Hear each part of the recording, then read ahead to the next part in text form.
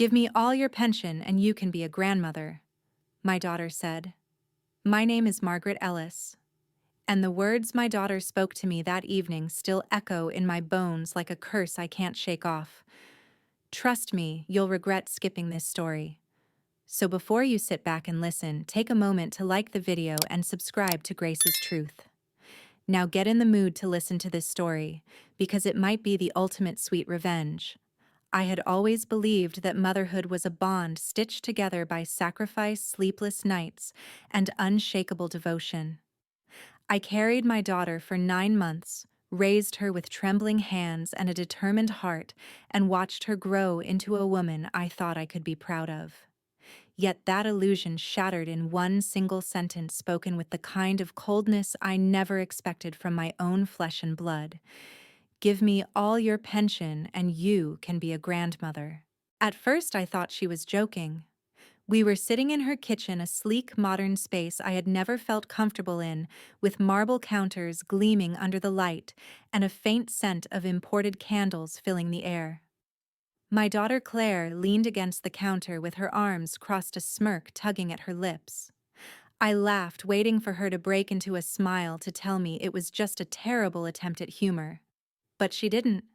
Her eyes were steady, almost bored, as though she were negotiating a deal with a stranger and not her own mother. I swallowed the lump in my throat. Claire, you can't mean that. He's my grandson. I don't need to buy the right to love him. She shrugged as if I had missed the point entirely. Mom, let's be realistic. You've got a pension. You live alone. You don't really need it the way I do. Kids are expensive. And frankly, I don't see why you should be around if you can't contribute. If you want to see him really be in his life, you'll have to help out. All of it. Her words cut deeper than any knife. It wasn't just the money, it was the reduction of my worth to nothing more than a bank account. I had dreamed of being a grandmother the way some people dream of winning the lottery, imagining afternoons of baking cookies together, reading stories at bedtime, knitting small sweaters for cold nights. That dream collapsed in the span of a heartbeat. I tried to reason with her. Claire, I would give you anything if you truly needed it.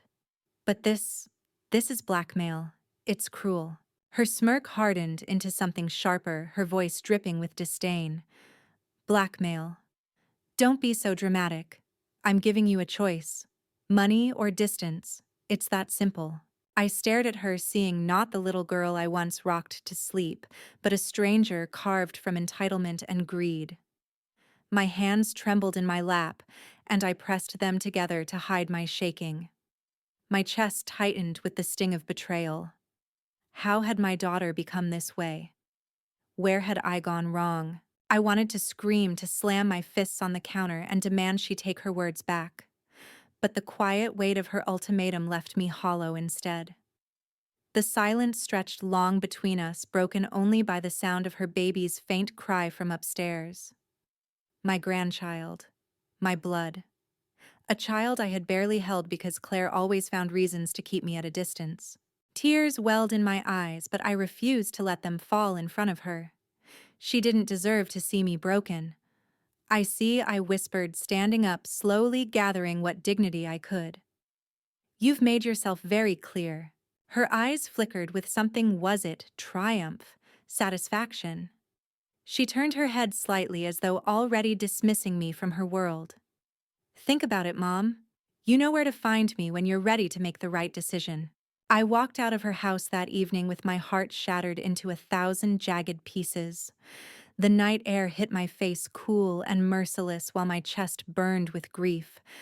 I clutched my coat tighter, though no fabric in the world could shield me from the truth I had just heard to my daughter. I was no longer a mother, no longer a woman of worth.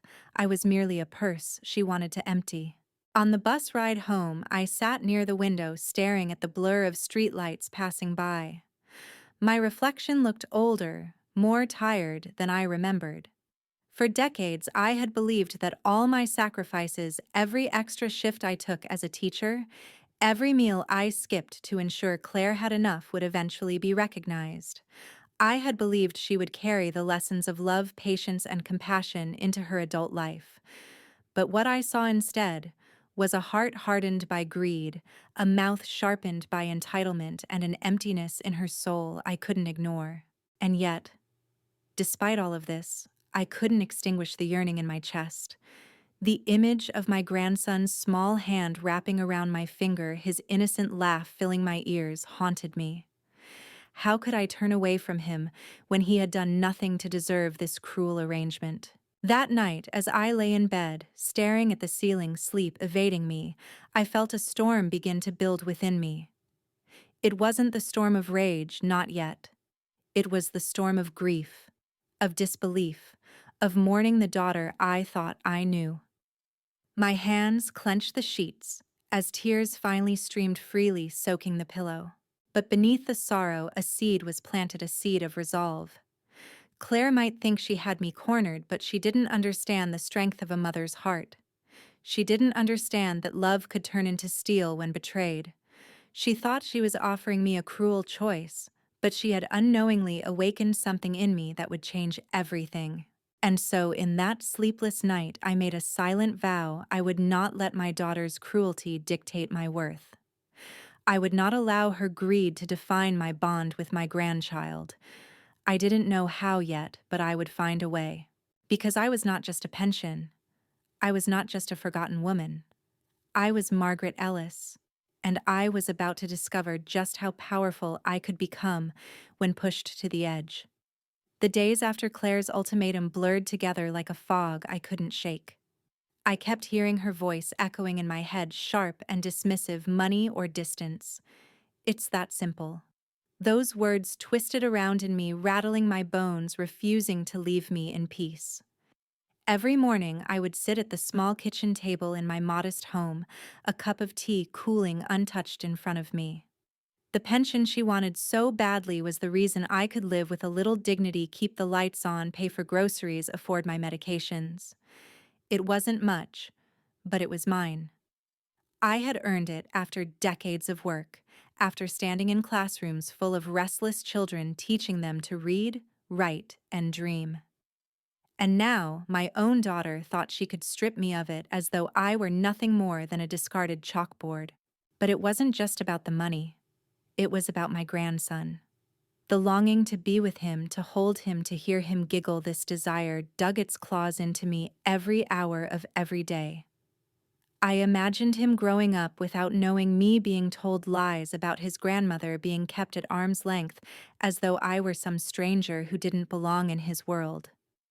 That thought broke me in ways even Claire's cruelty hadn't. I remembered the first time I had held him just after he was born. Claire had been groggy from the delivery, and the nurse had placed the baby in my arms for only a brief moment.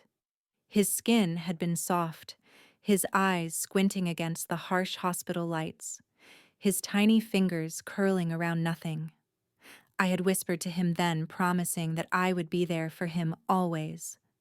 But that promise now felt like glass shattered at my feet, impossible to piece back together.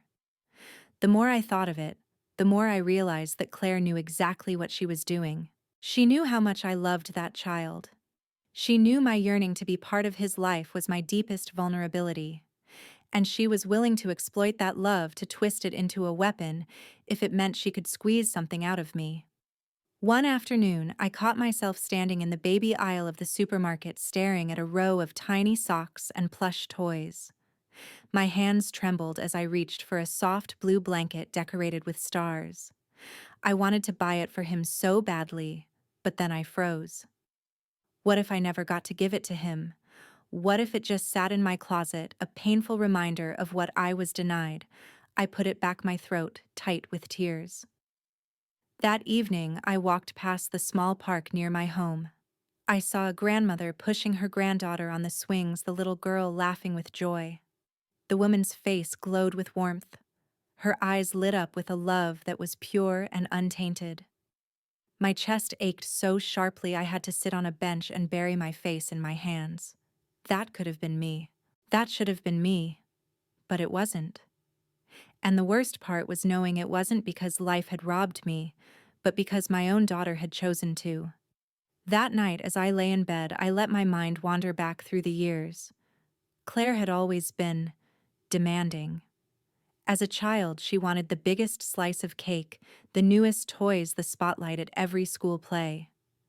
I told myself it was normal children are selfish after all. But had I excused too much? Had I fed a seed of entitlement that grew into this towering cruelty I now faced? I remembered one Christmas when she was 16. I had saved up for months to buy her a silver necklace she had admired in a shop window. When she opened the box, she frowned.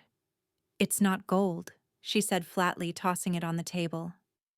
I had laughed it off then, hiding the sting behind my smile, but that moment now replayed in my head with new meaning.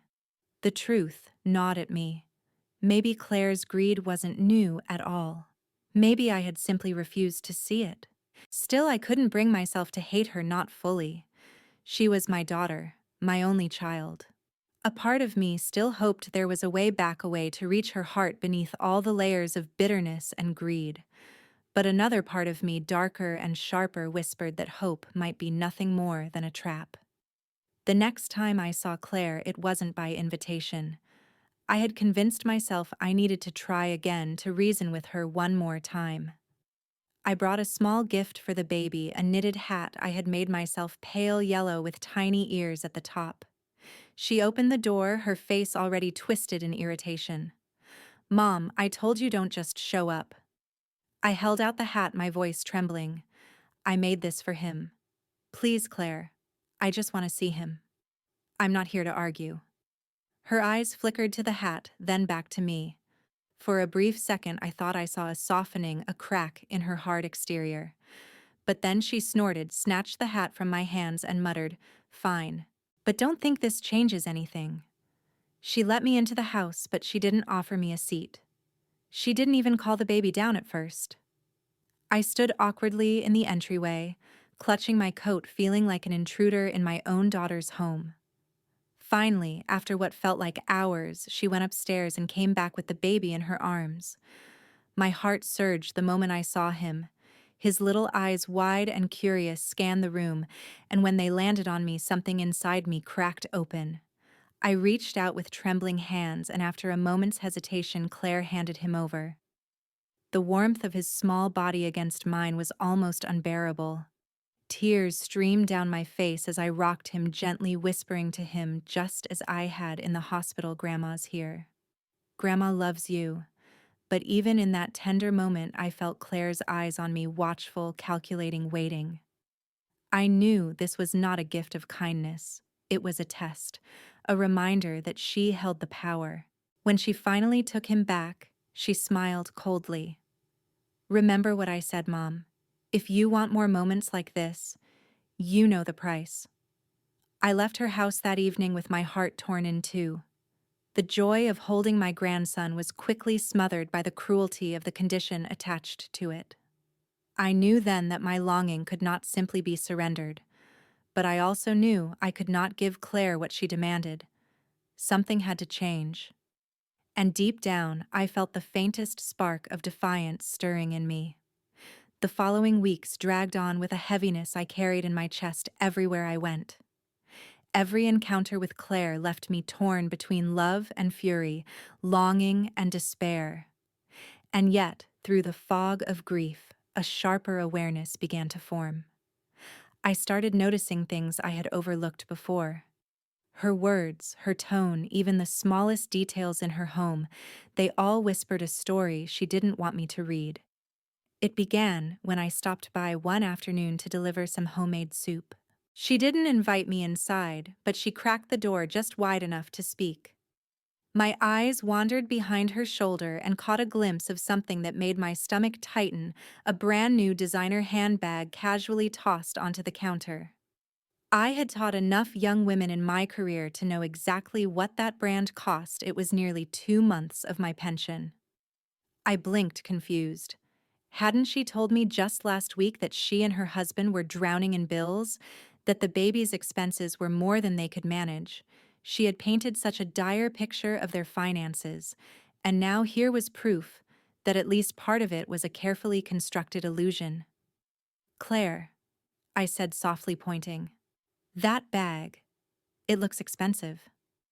Her eyes darted to the counter, then back at me. For a moment, her composure slipped, and I saw a flicker of guilt, or maybe irritation, flash across her face. She quickly pulled the door tighter, hiding the bag from view. "Mom, don't start. You wouldn't understand. Things are complicated." But I did understand. Maybe not the whole picture yet, but enough to know she was hiding something. That night, I replayed the moment over and over in my mind. The designer bag wasn't the only clue.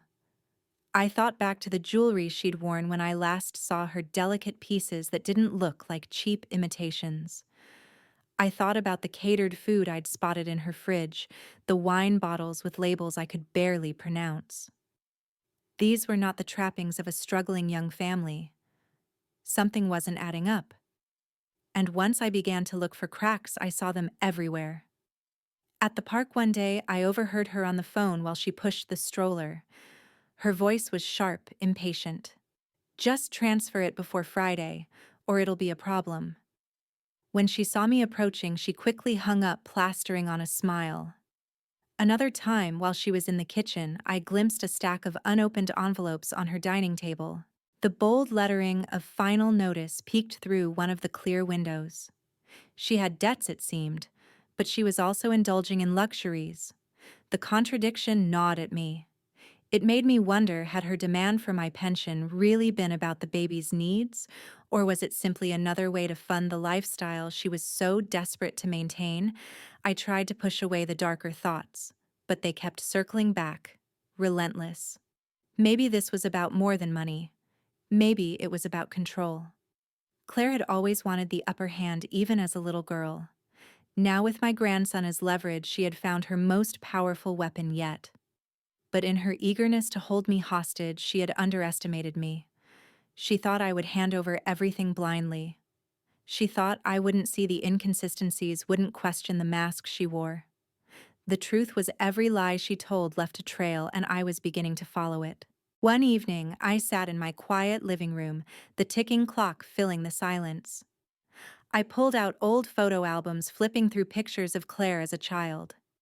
There she was at her 10th birthday, refusing to share her cake with her cousins.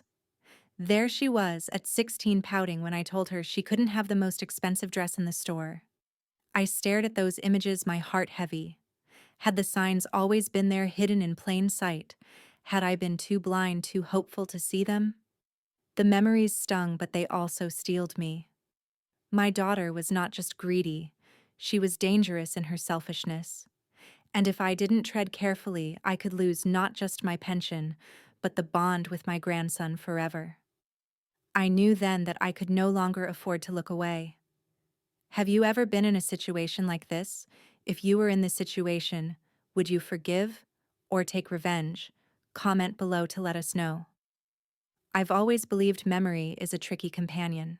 It reshapes itself depending on where we stand in life, highlighting details we once ignored and coloring events with a truth we weren't ready to face.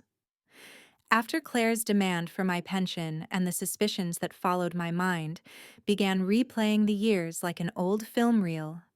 Only this time, I wasn't just a mother watching her daughter grow. I was a detective, searching for missed clues. The first one came from childhood.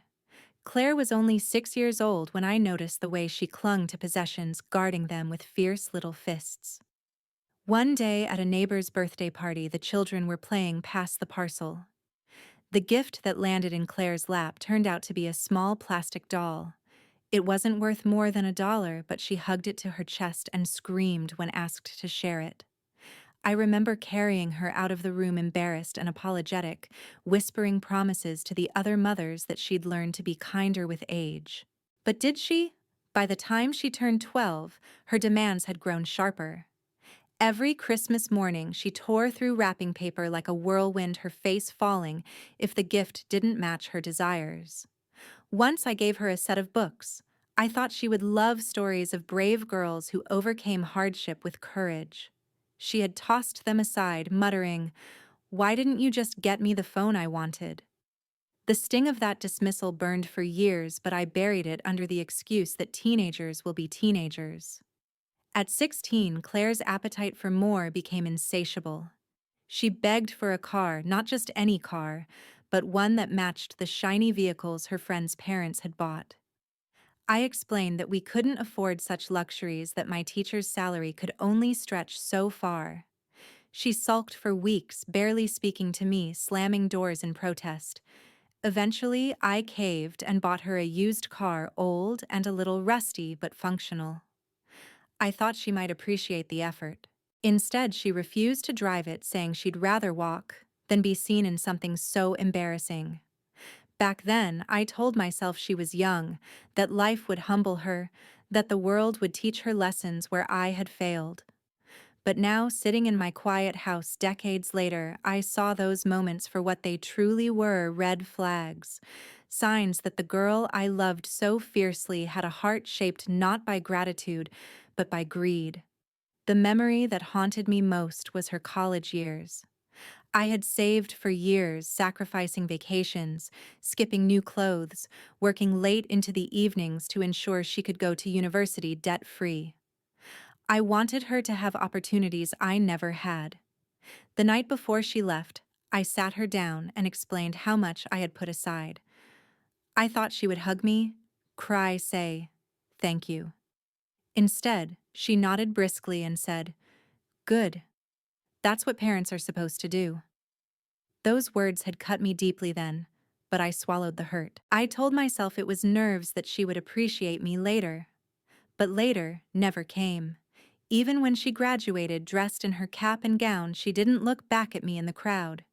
She posed for pictures with friends, thanked professors, and rushed off to celebrate without inviting me along. I went home alone that day, clutching the program, pretending the emptiness in my chest was pride.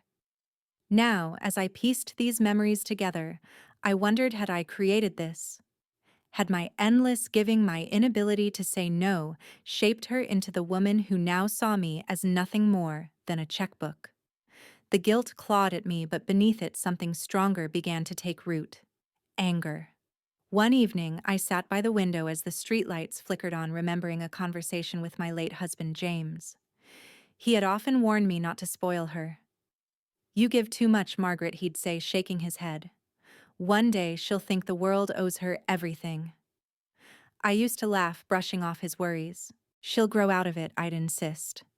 But James had been right. The realization left me breathless. I wanted to scream at the heavens, to apologize to him for not listening, for letting Claire grow into the very thing he had feared. Yet regret couldn't change the past. What mattered now was what I would do next. Still, the past had its claws in me. I couldn't stop replaying one particular day when Claire was 25.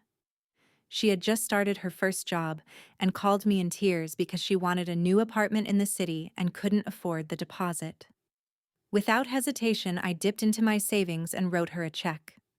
She had thanked me briefly, but later that year, when I asked if she might help me with some small home repairs, she told me she was too busy and that I had managed fine on my own all these years. How had I ignored that? How had I not seen it as the warning it was? The more I thought about it, the clearer the pattern became. Every stage of her life had been marked by taking and taking without ever learning the value of giving back. And now she had escalated to the cruelest demand of all, trading my grandson's love for my pension.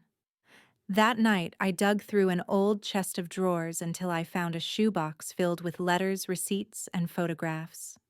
Each one told a story of sacrifices I had made, of milestones I had funded, of love I had given freely. Holding them in my lap, I felt both the weight of my mistakes and the fire of my determination. If Claire thought she could continue this cycle, she was wrong.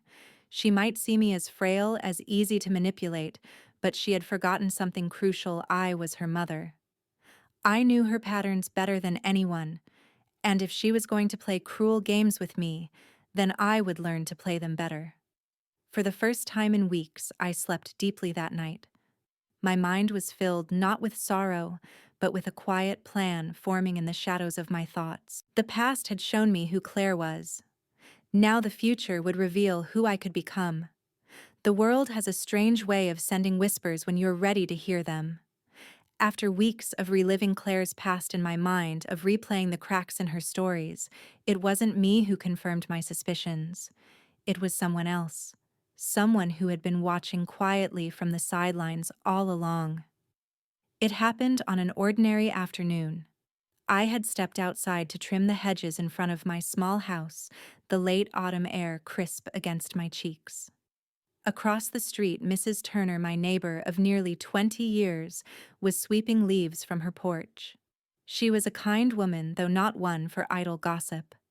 Our conversations rarely stretched beyond polite nods and the occasional talk about the weather. That's why when she set down her broom and walked toward me, I knew something was different. "Margaret," she began, lowering her voice. "Can we talk?"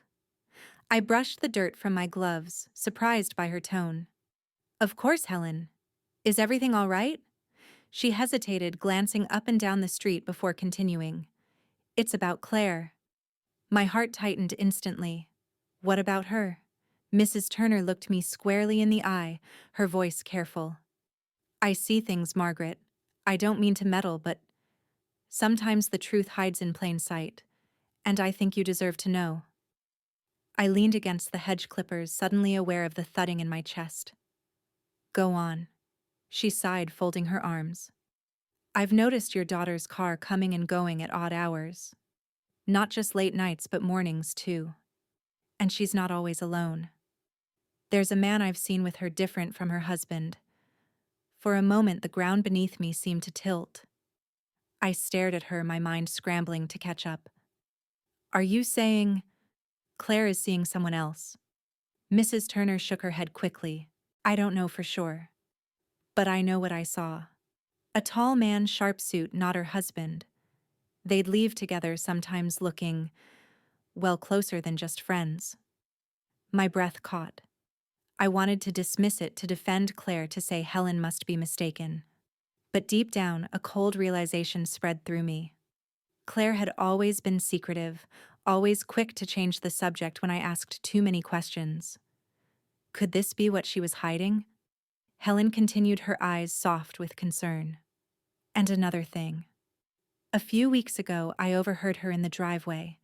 She was arguing with someone on the phone, sounded like about money. She kept saying, 'Don't call me here. I told you I'd get it.' It didn't sound like a conversation with her husband, Margaret." I pressed my trembling hands together. So it wasn't just me noticing the cracks. It wasn't all in my imagination. Someone else had seen the shadows too. "Why are you telling me this now?" I asked quietly. Helen looked away for a moment, then back at me. "Because I've watched you walking home from her house, looking like the world was crushing you. Because I've seen the way you love that child, and I don't want to see you hurt any more than you already are. I don't know the whole story, but I know enough to say this: be careful with Claire. She isn't the same girl you raised." Her words pierced me deeper than she realized. I thanked her, forcing a small smile, but my heart was pounding as I carried my tools inside. I sat at my kitchen table, the same table where I'd taught Claire how to hold a pencil, how to write her name. Now, every memory seemed to crumble under the weight of what I'd just heard. Could it be true? Could my daughter not only be exploiting me for money, but also betraying her own husband? The thought left me sick. I wanted to reject it outright, but Helen's face, earnest and unshaken, wouldn't let me. She had no reason to lie. And suddenly, all the inconsistencies I had noticed before, the expensive handbags, the phone calls, the debts, began to form a darker picture. That evening, I poured myself a cup of tea and sat in silence, the house heavy with shadows. My hand shook as I held the cup, the steam rising like ghosts between my fingers. If Claire was entangled in something bigger than I imagined, then her demand for my pension wasn't just about greed. It was about desperation. And desperation could be dangerous. For the first time, I felt a flicker of fear. Not for myself, I had lived long enough to withstand cruelty, but for my grandson. What kind of home was he growing up in? What kind of secrets were festering in the very walls that should have been safe for him? As the night stretched on, I found myself pacing the living room, the creak of the floorboards echoing my unrest. Memories of Claire as a child drifted back again, her stubborn pouts, her entitled demands, but now they were tainted with something more sinister. Maybe Helen was right. Maybe the daughter I raised was long gone, replaced by someone I could barely recognize. But what haunted me most wasn't the betrayal of a daughter to a mother. It was the betrayal of a mother to her own child. If Claire was hiding affairs, debts, manipulations, what else was she capable of hiding from her son? The image of my grandson's innocent face returned to me, his little hand reaching for mine, his eyes wide with trust. I clenched my fists, the fire in my chest igniting. I couldn't just sit back and let Claire pull me into her web. If she thought she could use him as a pawn in her games, she was wrong. Helen's words had cracked open the truth. Now it was my turn to find the rest. That night, I opened a fresh notebook and wrote one word at the top of the page: answers. Below it, I began listing every inconsistency I had noticed, every suspicion Helen had confirmed. Designer bag, phone calls, final notice envelopes, the man in the suit, the debts, the ultimatum for my pension. As I stared at the list, a grim determination filled me. If Claire thought she could manipulate me into silence, she underestimated me. I had spent decades teaching children how to uncover patterns, how to question, how to seek truth. Now I would apply those lessons to my own daughter. I didn't know yet what I would find, but one thing was certain: I was no longer just a victim. I was a witness. And soon I would be the one exposing her lies. I had never been a woman who sought confrontation. My whole life as a teacher had taught me the value of patience, of gentle correction, of believing people could learn if you guided them carefully enough. But sitting in my living room with that notebook full of inconsistencies, with Helen's whispered warning still fresh in my ears, I knew patience was no longer enough. The next time Claire called asking me to drop by because she needed someone to watch the baby while she ran an errand, I decided I would no longer tiptoe around her cruelty. I would look her in the eye and demand the truth. Her house was as polished as ever when I arrived, gleaming countertops, scented candles flickering, the faint hum of music playing from hidden speakers. Claire looked flawless, dressed in a fitted blazer, though she wasn't working that day. The baby was asleep upstairs, she told me curtly, and she grabbed her purse ready to leave. But I stepped in front of the door before she could. My voice trembled, but it was steady enough. "We need to talk." Her eyes narrowed. "About what?" "You know about what." She rolled her eyes, dramatically tossing her purse onto the couch. "Oh, Mom, not this again. If you're here to beg about seeing him without contributing, you're wasting your breath." The dismissiveness in her tone lit a fire in my chest. "Don't you dare reduce me to that. I raised you, Claire. I sacrificed for you. And now you think you can buy and sell my role as a grandmother? No, I won't let you." Her smirk sharpened, her arms folding across her chest. "Sacrificed for me? Please. You did the bare minimum. A car that embarrassed me, clothes that made me look like a charity case. You think teaching me the alphabet earns you a lifetime of gratitude?" The words struck like slaps. My lips parted, but no sound came at first. My daughter's voice was filled with contempt. Her face twisted in disdain I had never seen so nakedly before. Finally, I found my voice. "You ungrateful girl. Everything I had, I poured into you. Every dream I gave up, every hour I worked overtime, it was for you. And this is what you say to me, that I was never enough." She stepped closer, her chin tilted high.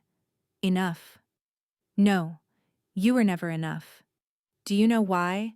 Because you taught me how to survive with scraps instead of thrive, and I refuse to live like that, Mom. I want more. And if you can't give it, then step aside. Don't stand in my way." I stared at her, my heart aching with a pain deeper than any physical wound.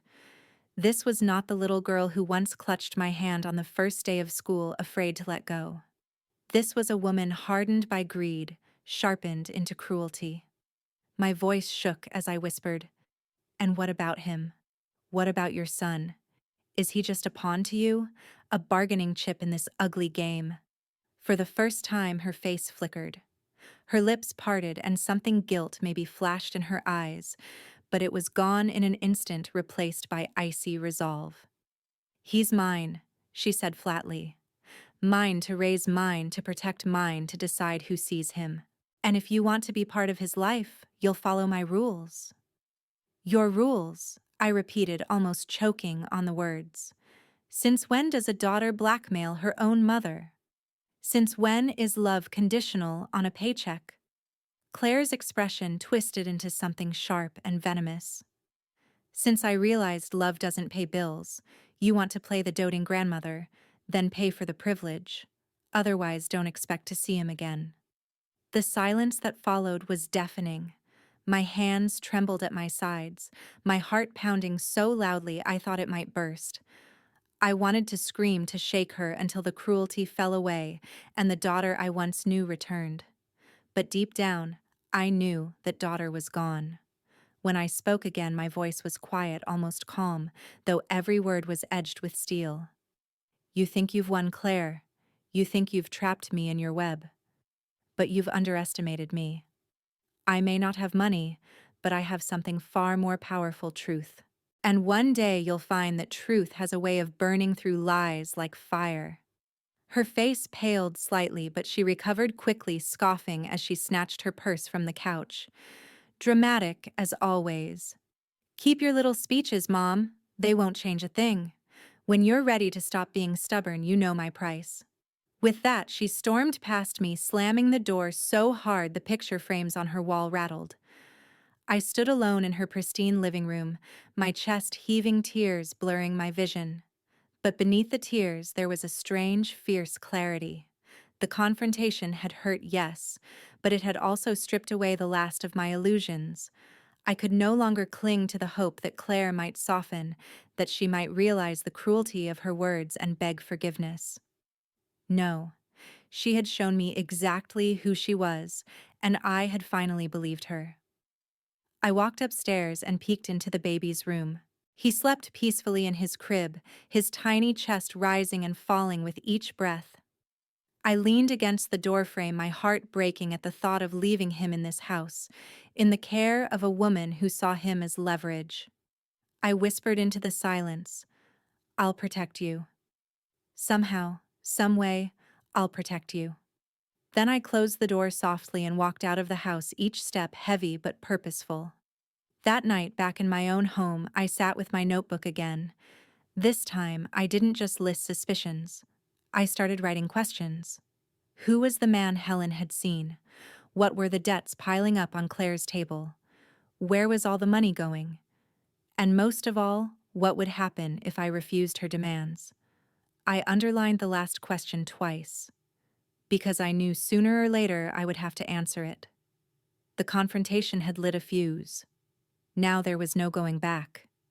After our confrontation, something inside me shifted. For weeks I had been paralyzed by grief, by the shock of hearing my daughter's cruelty spoken so plainly. But now I felt something different. A pulse of determination, steady and sharp. If Claire was going to treat me like an enemy, then I would stop fighting like a wounded mother. I would start thinking like a survivor.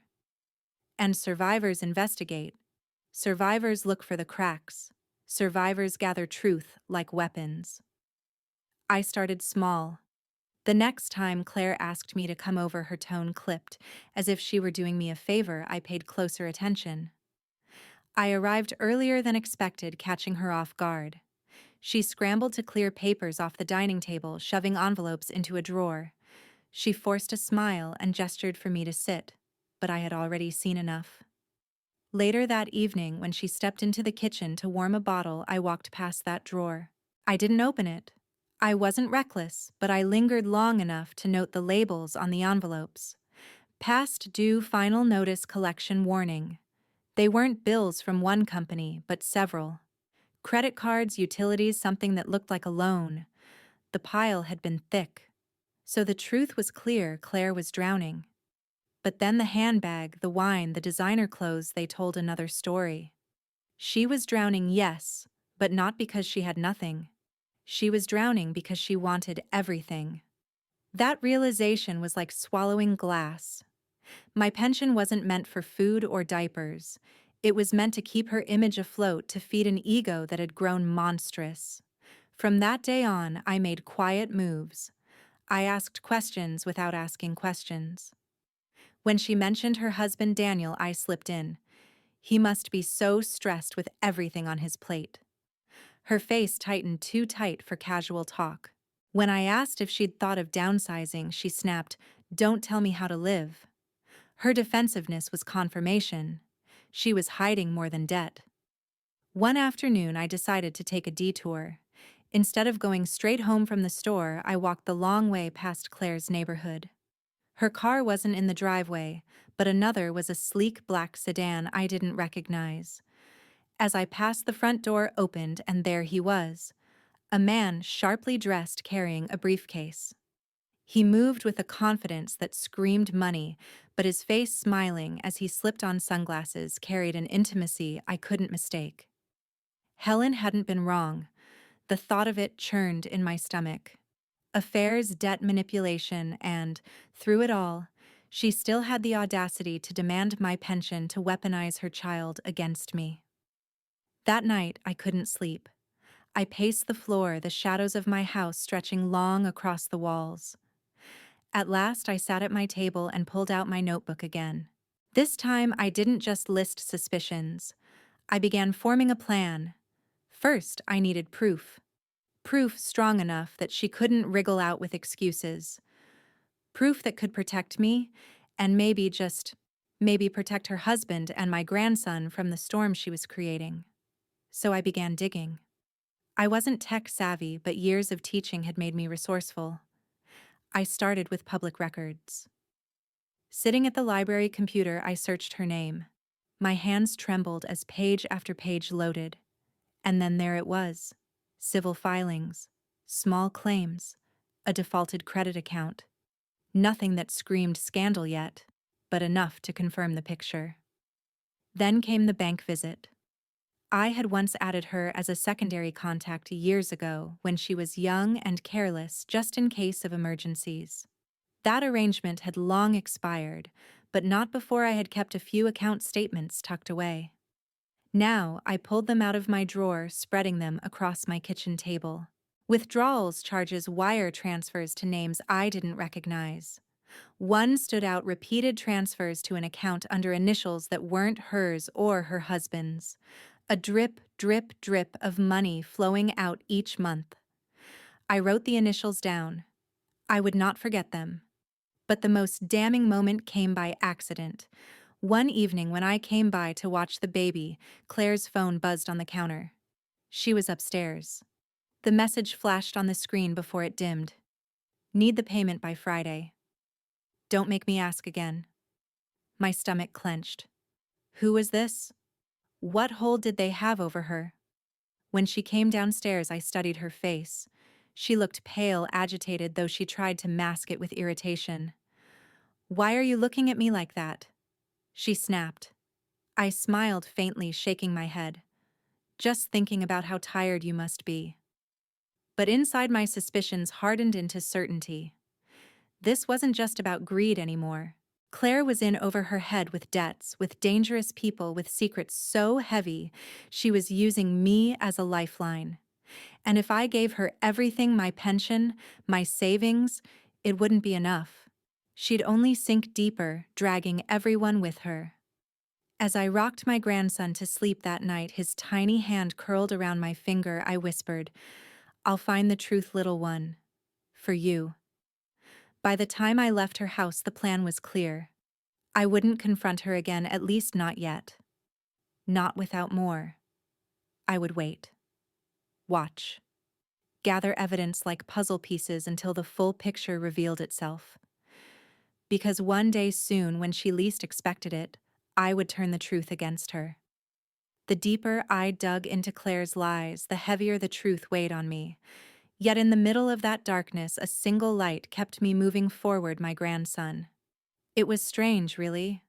A baby so small, barely speaking words, yet his very existence steadied me in ways nothing else could. When I held him, all the anger, all the betrayal, all the gnawing questions fell quiet, replaced by something pure: innocence, hope, a reminder of what mattered most. But seeing him wasn't easy. Claire treated access to him like a prize to be won, a carrot she dangled just out of reach. "If you want to see him, Mom, you need to think harder about my offer," she would say, her lips curling in that same mocking smirk. I hated myself for it, but sometimes I swallowed my pride and went anyway, pretending to consider her demands just for the chance to hold him. It was manipulation, and I knew it. But when I saw his little face light up at the sound of my voice, I felt stronger, not weaker. One afternoon, when Claire had errands to run, she begrudgingly asked me to stay with the baby. I agreed instantly, though she tried to disguise her suspicion. "Don't go through my things," she warned coldly before slamming the door behind her. As soon as she left the house, felt different, lighter, as if her sharp energy had finally loosened its grip. The baby stirred in his crib, and I scooped him into my arms, pressing my cheek against his soft hair. "Hello, sweetheart," I whispered, my heart swelling. His tiny eyes blinked open, and when he recognized me, a smile spread across his face, wide, toothless, pure. Tears blurred my vision. He didn't know about ultimatums or pensions or betrayals. He only knew that I was grandma, and that was enough. I carried him into the living room and sat in the rocking chair, humming softly. He cooed and gurgled, kicking his legs, his hands reaching for mine. I gave him my finger, and he grasped it tightly, his grip stronger than I expected. And in that small gesture, I felt a truth settle into my bones. I cannot let her steal this from me. I cannot let her dictate this bond. The minutes turned into hours, each one a gift I savored. I told him stories of the world outside his home, the trees turning gold in autumn, the birds singing at dawn, the laughter of children in the park. I told him about love, about family, about kindness. Words he couldn't yet understand, but words I prayed would seep into him, somehow planting seeds she could never uproot. At one point, he drifted into a nap against my chest. The weight of him, warm and steady, made me ache with both joy and sorrow. How many moments like this had I missed? How many would I still miss, stolen by Claire's cruelty? I kissed his forehead and whispered a promise. "No matter what she does, I'll be here for you. One day, you'll know the truth.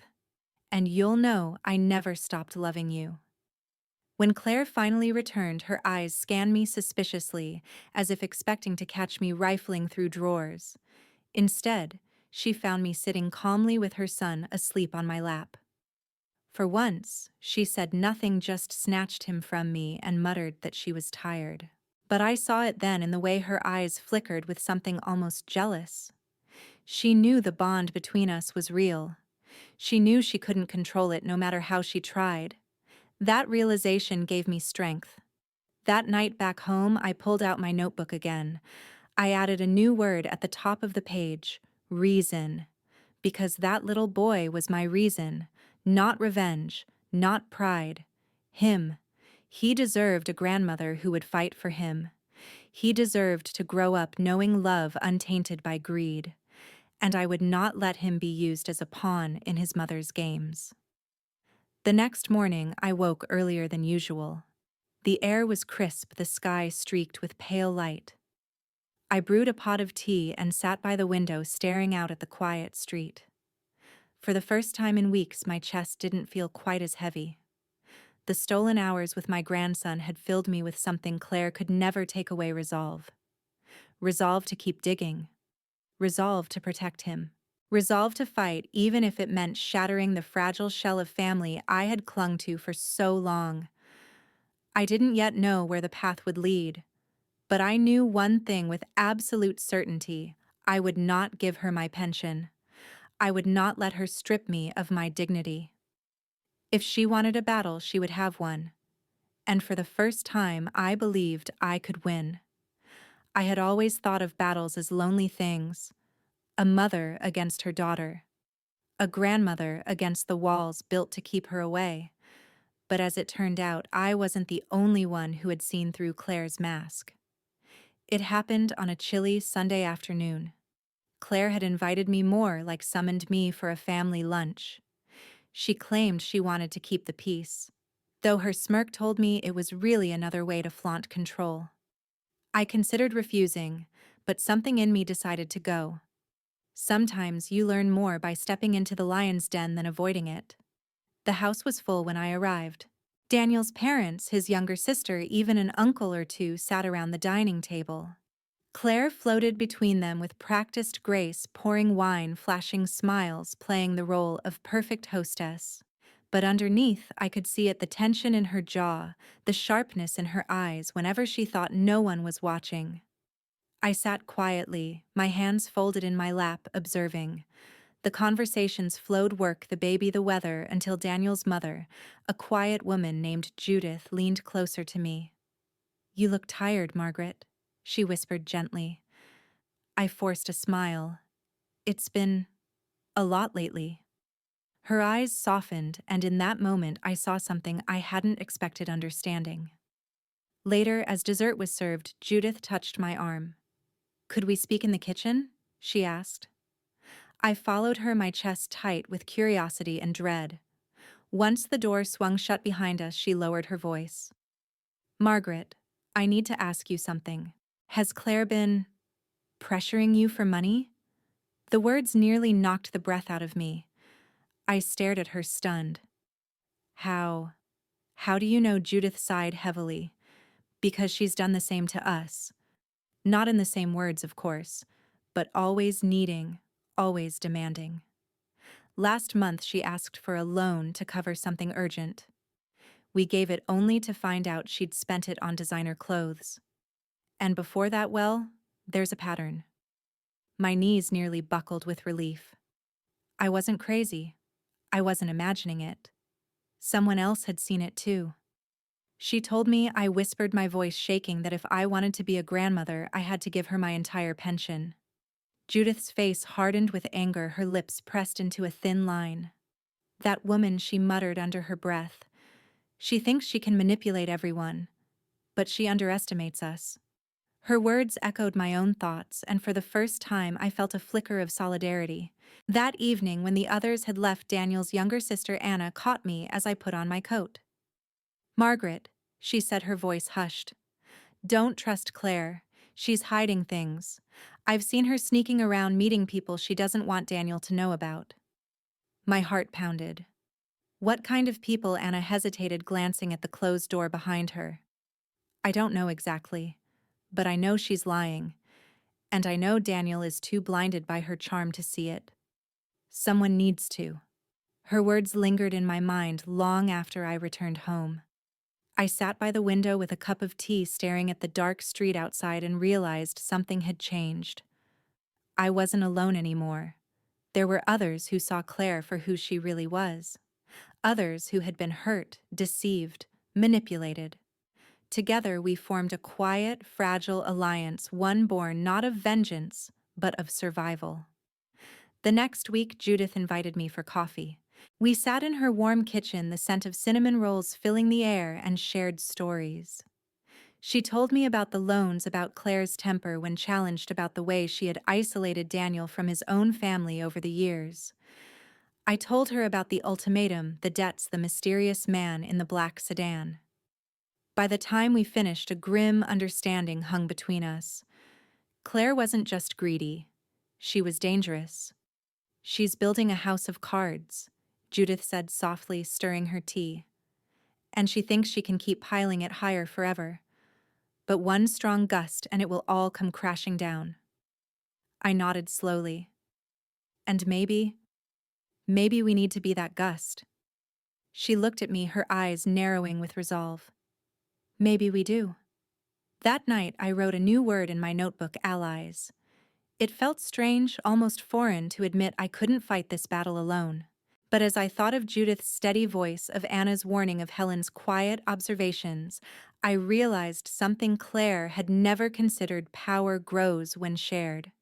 For Claire, control was about keeping everyone isolated, making each of us feel like we were the only one suffering, the only one trapped. But once we connected, once we compared notes, her web began to unravel. And the thought of that made me stronger than I'd felt in months. The following Sunday, as I walked to church, I carried my notebook tucked beneath my arm. The air was crisp, the bells ringing in the distance. For the first time in a long time, I felt lighter. Not because the burden was gone, but because I wasn't carrying it alone anymore. Inside, as the choir sang softly, I whispered a silent prayer. Not for Claire, not anymore, but for my grandson, for Judith, for Anna, for myself, for strength, for justice, for truth to finally rise. And as I walked home, I thought about the day that would inevitably come, the day I revealed everything I knew, everything I had gathered, everything she had tried so hard to hide. I thought about Claire's face, her mask shattering in front of everyone she had deceived. How do you think they will react when I reveal that to everyone? The word allies in my notebook glowed like a lantern in the dark. Judith, Anna, even Helen across the street. They had confirmed what my heart already knew. I wasn't imagining this. Claire wasn't just cruel in words. She was dangerous in actions. But suspicion and whispers weren't enough. If I was going to protect myself, my pension, and most of all my grandson, I needed proof. Real, undeniable proof. And proof, I knew, had a way of hiding in plain sight. One afternoon, Claire asked me again to watch the baby. I agreed, feigning my usual submission. Of course, dear. I'll be there, I said sweetly, masking the quiet storm gathering in me. When I arrived, she was already rushing out the door, muttering something about errands. Don't touch my things, she barked without looking at me. The second she left, I set the baby in his playpen with toys and began observing. Not rummaging, not prying recklessly, but observing. And that's when I noticed the desk in the corner of her living room. Its drawer was slightly ajar. For years I had respected boundaries, always terrified of overstepping. But Claire had burned those bridges when she demanded my pension. Now I was no longer a mother respecting her daughter's privacy. I was a grandmother fighting for survival. I walked to the desk and pulled open the drawer. Inside were envelopes, papers, crumpled receipts. At first glance it looked like chaos. But as I sifted carefully, patterns emerged. Past due notices, bank statements with overdrafts, a letter from a collections agency threatening legal action, and then something worse. A contract. Not a simple loan, but something signed with a company name I didn't recognize, a high-interest agreement that practically screamed predatory lender. Her signature was scrawled at the bottom, shaky but unmistakable. My stomach twisted as I read the terms. If she defaulted, which she clearly already had, the lender could seize assets, sue, garnish wages. It was a trap, and she had walked straight into it. And yet, there were also receipts for jewelry stores, luxury boutiques, restaurants I couldn't pronounce. The contradiction was grotesque. On one side, she was neck-deep in debt. On the other, she was living as though nothing mattered but appearances. But what chilled me most was a single folded letter near the bottom of the pile. It was addressed not to Claire, but to Daniel. I unfolded it with trembling hands. Mr. Ellis, as per our agreement, we require confirmation of repayment. Failure to provide funds will result in disclosure to your employer regarding the outstanding balance. We trust you understand the consequences. My breath caught. Disclosure to his employer. This wasn't just Claire's mess. It threatened Daniel's job, his livelihood, his reputation. And he had no idea. I was certain of it. I sat back, clutching the letter, my mind racing. This was more than greed. This was deception. Layered on deception. Claire wasn't only exploiting me, she was hiding a financial noose around her husband's neck. The baby stirred in the playpen, cooing, softly grounding me. I slipped the documents back carefully, making sure everything looked untouched. But in my mind, I had already taken them with me. Each detail was etched into memory, burned onto the pages of my notebook the moment I returned home. That night, I copied everything down: names, dates, account numbers. I even sketched the lender's logo from the letterhead so I wouldn't forget it. My notebook was no longer just a record, it was becoming a weapon. Still, I knew memory alone wasn't enough. I needed hard evidence, photocopies, pictures, something undeniable. So I began carrying a small camera in my purse. Each time Claire left me alone, I snapped photos quickly, my hands shaking, my ears straining for the sound of her car returning. Over the weeks, I built a secret archive: images of overdue bills, credit card statements, even a receipt from a hotel tucked into her purse one evening, a receipt that was dated the same night Daniel had been working late. When I slipped that one into my notebook, my hands trembled so badly I nearly dropped it. Helen's words about a man in a suit returned like a ghost. And now I had proof. By the end of the month, I had a small box hidden in my closet. Inside, printed photographs, copied documents, every scrap I had collected. My arsenal of truth. But with proof came fear. The more I uncovered, the more dangerous it became. If Claire discovered what I was doing, I didn't know how far she would go to silence me. The coldness in her eyes during our last confrontation told me she was capable of more than words. So I tread carefully, pretending to be meek, pretending to consider her demands, all while gathering piece after piece of the puzzle. Judith and Anna became my quiet confidants. Over coffee, I shared small portions of what I had found. Their faces hardened with every revelation. "She's not just reckless," Judith whispered one morning, her hands tightening around her cup. "She's destructive. And if Daniel doesn't wake up soon, she'll ruin him too," Anna added quietly. "She already has in ways he doesn't even see." Together we began to speak of the future, not in vague sighs of frustration, but in deliberate words.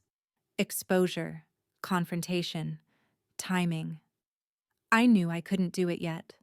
Not without the right stage, not without witnesses who would make sure the truth couldn't be denied. Claire was too skilled at twisting narratives, too quick to paint me as the bitter old woman with a grudge. No, if I revealed the truth, it would have to be in front of everyone she cared about. Daniel, his family, maybe even friends. A gathering where her mask would shatter, where she couldn't escape the firestorm of her own lies. So I waited. I planned. And late one night, as I sat by the glow of my lamp, my grandson's picture on the table beside me, I wrote a new word in my notebook: retaliation. Not revenge. Not cruelty. Retaliation, the quiet kind that wasn't about destruction, but about truth, about reclaiming what was mine. My dignity. My worth. My place as a grandmother. Claire thought she had me cornered. But she didn't realize I had already begun to build the storm that would one day swallow her whole. And when it came, she wouldn't even see it until it was too late. I knew from the moment I began gathering evidence that there would come a day when I'd have to use it. Not just whispers in kitchens, not quiet tears behind closed doors, but a reckoning, clear, undeniable public. That day came sooner than I expected. Claire decided to host a family dinner, a celebration, she called it. Daniel had just received a commendation at work, and she wanted everyone gathered. She sent the invitations out as if nothing were wrong, as if her life wasn't built on overdue bills and borrowed lies. When I received the message, my heart raced. This was it. The stage I had been waiting for. Daniel's family would be there, perhaps a few close friends, witnesses. People who had already begun to see cracks but needed the final push to understand the full picture. I spent the week before preparing. I laid out my box of evidence, sorting through papers and photos until I had the clearest, most damning pieces. The overdue bills, the predatory loan contract, the hotel receipt, the threatening letter addressed to Daniel. I placed them in a neat folder, my hands trembling as I closed it. This folder wasn't just paper, it was liberation. On the evening of the dinner, I dressed with care. A simple navy dress pearls James had given me years ago, and a shawl to keep my shoulders warm. I wanted no one to mistake my presence for bitterness or malice. I wanted them to see me as I was a mother, a grandmother, a woman who had been forced to act. The house was glowing when I arrived, candles flickering, the scent of roasted meat drifting from the kitchen. Guests chatted, glasses clinked. Claire floated through the room like a queen, her smile wide, her laugh sharp. She spotted me and approached with a smirk. "Well, well, you came. Maybe you're finally ready to play by the rules?" I met her eyes calmly. "I came to celebrate Daniel. Nothing more. Nothing less." She shrugged, clearly pleased with herself, and turned to greet another guest. But I saw it then, beneath the veneer, the exhaustion in her eyes, the way her hand gripped her wine glass too tightly. She was fraying whether she admitted it or not. Dinner was served, the table laden with dishes.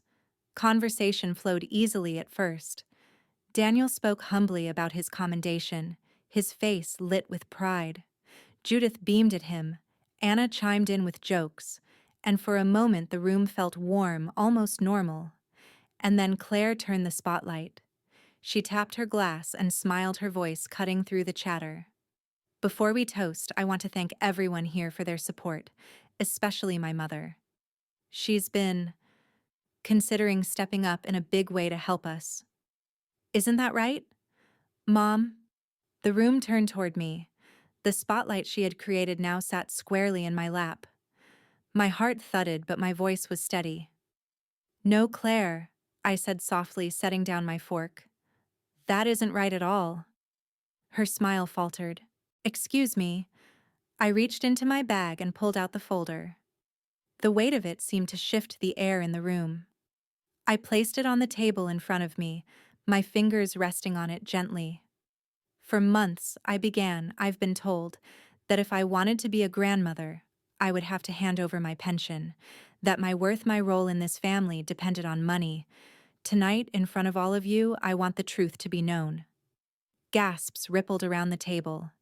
Daniel's face went pale. Claire's eyes blazed. "Mom, what are you doing?" she hissed. I opened the folder, sliding the first page across the table, a bill stamped, "Final Notice." "These are Claire's debts, hidden from Daniel, hidden from all of you." Judith leaned forward, her lips tightening. Anna's eyes widened. I slid the next paper, the predatory loan contract. "This is an agreement she signed, one that threatens not only her, but Daniel's livelihood. A contract she never disclosed." Daniel reached for the page, his hands trembling as he scanned it. "Claire, what is this?" She stammered, her voice sharp. "It's nothing. Old paperwork." She's twisting it. But I didn't stop. I laid down the threatening letter, the one addressed directly to Daniel. "And this is what will happen if she continues down this path. Disclosure to his employer. Blackmail through debt. A secret she's been keeping while demanding more money from me, from Judith, from anyone she can manipulate." The room was silent except for the sound of Daniel's shallow breathing. Finally, I placed the last piece, the hotel receipt. My hand lingered on it before sliding it forward. "And while she tells stories of sacrifice and need, she finds money for this. For nights away. With people who are not her husband." The room erupted. Gasps, whispers, Daniel's chair scraping as he stood. Claire's face turned white, then scarlet. "You," she spat, pointing a shaking finger at me. "You're lying. You're making this up to make me look bad." I met her fury with calm. "Everything in this folder is real, photographed, copied, undeniable. I didn't want it to come to this, Claire. But you left me no choice." Daniel's voice broke through, raw and trembling. "Is it true?" He held up the contract, his hands shaking. "Tell me, Claire. Is it true?" She sputtered, reaching for him, but he recoiled. "Daniel, I can explain." Judith stood, her voice sharp for the first time I had ever heard. "No. Enough explaining. We've been covering for you, doubting ourselves, watching you bleed us dry. And now we see the truth. Anna added quietly, her voice shaking but clear. You've lied to everyone, even your own son. Claire's face twisted, her mask shattered. She screamed, the sound piercing. You're all against me? You're jealous. You've always been against me. But no one moved. No one defended her. The silence of their disbelief, their disappointment, was louder than any shouting. I sat back, my heart heavy but steady. This wasn't triumph. It wasn't joy. It was sorrow. But it was also justice. I had revealed the truth. And now, there was no going back. The moment after the truth came out hung in the air like shattered glass, sharp, glittering, dangerous. Claire stood frozen, her face drained of all color, her mouth opening and closing as if words had abandoned her. Around the table, no one spoke. The silence was not empty. It was heavy, suffocating, filled with judgment and disbelief. Finally, Daniel broke it. His chair scraped back with a screech that made everyone flinch. He stood clutching the contract in one hand, the threatening letter in the other. His voice trembled, but it carried the force of betrayal. Claire, how could you? How long have you been hiding this from me? She reached for him, her voice cracking. Daniel, please. It's not what it looks like. I was protecting you. Protecting me. He cut her off, his voice rising. By risking my job, by letting them threaten me without even telling me, by lying to my face while you spent money like water. Her hands shook as she tried to grab his arm, but he pulled away. The sight of that simple gesture, her own husband recoiling from her touch, broke something in her composure. Daniel, you don't understand, she cried. I did it for us, for appearances, for appearances. His laugh was hollow, bitter. You were willing to destroy everything we built just to look rich in front of strangers. Do you even hear yourself? Judith rose slowly from her chair, her eyes filled not with rage but with a deep, aching disappointment. We gave you money, Claire. We trusted you, and you squandered it. Lied about it. Manipulated us. And worst of all, you used your own child as a bargaining chip. Anna's voice trembled with anger as she added, You told me once that your mother was holding you back, that she didn't understand your ambitions. But now I see the truth. She wasn't holding you back. She was the only one holding you up. Claire's face twisted, caught between fury and panic. She turned on me, her finger jabbing toward my chest. This is your fault. You've always been against me. You poisoned them against me with your pathetic stories. I met her rage with quiet strength. No, Claire, you did this. With your lies, your demands, your cruelty. I simply refuse to stay silent any longer. The room erupted into chaos, then Daniel pacing Judith, muttering prayers under her breath, Anna wiping away tears. Claire tried to defend herself, her voice shrill, her excuses tumbling over one another. But each word only dug her deeper. Every denial was met with evidence, every excuse silenced by the folder of proof sitting like a bomb on the table. Finally, Daniel stopped pacing. He stood across from her, his eyes burning with a mix of anger and grief. Is it true? He asked, in a low, deadly calm. He held up the hotel receipt. Were you with someone else? The room went still again.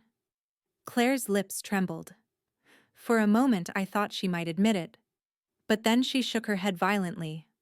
No, that's not what you think. It was just business, just. Don't, he snapped, slamming the paper down. Don't insult me with another lie. The baby upstairs in his crib began to cry at the sound of the shouting. The noise cut through the air, sharp and fragile. Judith rushed upstairs to comfort him, her steps quick, leaving Claire and Daniel facing each other in the wreckage of their marriage. Claire's voice broke into sobs, real or feigned, I couldn't tell. Daniel, I did it for us. I just wanted more. More than this life, more than scraping by like my parents did. I couldn't stand the thought of being ordinary. His face hardened. Ordinary. Ordinary is honest work, a safe home, a family built on trust. You traded all of that for greed, and you dragged everyone down with you. She reached for him one last time, her body shaking. Please, Daniel, don't leave me. Don't take him from me. But he stepped back, his voice quiet now, exhausted. You already lost me, Claire, and if the courts have anything to say about it, you might lose him too. Her sobs turned to wails, then ugly and raw. She collapsed into a chair, covering her face with her hands, her carefully constructed mask shattered in front of everyone she had ever tried to impress. Judith returned with the baby, his cries softened to hiccups against her shoulder. She didn't hand him to Claire. She didn't even look at her. Instead, she held him close, her eyes meeting mine across the room. A silent understanding passed between us. This child would be protected no matter what. The dinner dissolved into fragments after that. Guests made excuses to leave their eyes, avoiding Claire's as they hurried out the door. Anna muttered something about never again as she followed her mother. Daniel gathered a few belongings, then took the baby from Judith's arms, holding him close, as though anchoring himself in the storm. Claire sat alone at the table, her hair disheveled, her mascara streaked. For the first time in her life, she looked small. Not the powerful manipulator, not the queen of appearances, but a woman broken by her own lies. I lingered in the doorway as Daniel strapped the baby into his car seat. He turned to me, his eyes weary. "Thank you," he said hoarsely. "I don't know what would have happened if you hadn't spoken up tonight." I placed a hand on his arm. "Take care of him. That's all that matters now." He nodded, then drove away, leaving Claire alone in her grand house that suddenly felt so hollow.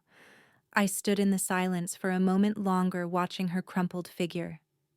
Part of me ached she was still my daughter after all. But another part of me, sharper and wiser, knew this was the consequence she had earned. The mask was gone. The empire she had built on lies had crumbled. And now, only truth remained. The night of the dinner lingered in my memory like smoke, heavy, acrid, impossible to shake. I could still hear Claire's shrill protests, see the folder of evidence spread across the table, feel the weight of every eye in the room as her lies unraveled. And I could still hear the silence that followed the silence of a family finally seeing her for what she was. In the days after everything shifted, Daniel took the baby and stayed with Judith. Papers were filed, conversations hushed, lawyers whispered of custody. I stayed on the edges of it all, not interfering, not pressing. I had already done what I came to do. The truth was out. The rest would follow its own course. Still, I couldn't ignore the ache in my chest. She was my daughter. Flesh of my flesh, bone of my bone. I had held her as a newborn, soothed her fevers, packed her school lunches. And now she was a stranger. No worse than a stranger. A stranger cannot wound you the way your own child can. Some nights I lay awake asking myself the same question over and over. Had I failed her? Was there a moment I could have stopped this path? A firmer hand, a different lesson, a choice not made. But then I would remember the handbag, the hotel receipt, the letter threatening Daniel's job. These were not the mistakes of a child. These were the decisions of a woman who had chosen her own greed over love again and again. The sorrow was mine to bear, but the guilt was not. What surprised me most, though, was the freedom that followed. For so long Claire had held me hostage with her ultimatums, her sneers, her cruel demand for my pension. I had lived in fear of losing my grandson, of being cut out, of fading into irrelevance. But now the truth had changed everything. I no longer lived in her shadow. I no longer begged for scraps of affection. And in that space, I found something unexpected: dignity. Judith began inviting me often. "Come see the baby," she would say warmly, pressing a cup of tea into my hands as I arrived. The first time I hesitated, afraid it might feel like intruding. But when Daniel placed his son in my arms, all my fears dissolved. The child cooed and laughed, reaching for me with eager hands. He didn't know of ultimatums or betrayals. He only knew that I was his grandmother and he loved me without conditions. Holding him close, I whispered the same words I had whispered months before Grandma's here. Grandma loves you. Only now I no longer feared those words would be stolen from me. They were mine. Our bond was ours. Claire couldn't touch it anymore. I began to spend more afternoons with him, rocking him to sleep, singing old lullabies, teaching him little games. Each moment was a balm on wounds that had cut so deep. His innocence reminded me why I had fought so hard, not for revenge, not for victory, but for him. For his right to grow up surrounded by love, not manipulation. As weeks turned into months, I watched the pieces of Claire's facade fall away completely. Friends distanced themselves. Neighbors whispered even Daniel's patience had limits. She stood alone in her grand house, stripped of allies, stripped of power. I visited her once against my better judgment. She opened the door with red-rimmed eyes, her voice hoarse. "What do you want?" I looked at her, my daughter broken and bitter, and felt both pity and exhaustion. "Nothing," I said quietly. "I just wanted you to know that I still love you, but I won't let you hurt me anymore." Her laugh was sharp, hollow. "Love you, call this love?" I didn't answer. I simply turned and walked away. Because love, I had finally learned, doesn't mean surrendering your dignity. It doesn't mean tolerating cruelty. Sometimes love means letting go even when it tears you apart. Back home, I sat at my kitchen table, the same table where I had written my lists, my plans, my word of the day each night. The notebook still lay there, its pages filled with the journey of the past months, answers, allies, retaliation. I opened to the last page and wrote one final word: freedom. The letters felt heavy and light at the same time, like a prayer answered. I closed the notebook gently and tucked it away in the drawer. My story with Claire wasn't over. A mother's story never truly ends, but this chapter had closed, and I had survived it. Sometimes survival doesn't look like triumph. Sometimes it looks like walking away with your head held high, even when your heart is shattered. Sometimes it looks like reclaiming the role you were always meant to play on your own terms. As I rocked my grandson to sleep that evening, the world quiet around us, I felt a peace I hadn't known in years. Not because everything was fixed, but because I had found my strength. I leaned down and kissed his soft forehead. "You'll grow up knowing the truth," I whispered. "And you'll know your grandmother fought for you." And in that moment, I realized something. Claire had thought my pension was my power. But she was wrong. My power was never in money. It was in love, in resilience, in truth, and that she could never take away. The story fades here, but before you go, I want to ask, have you ever found yourself forced to choose between protecting your dignity and protecting your family? If you were in my place, what would you have done? Share your thoughts below, and don't forget to subscribe to Grace's Truth for more stories like this one. Because sometimes the quietest battles lead to the loudest victories.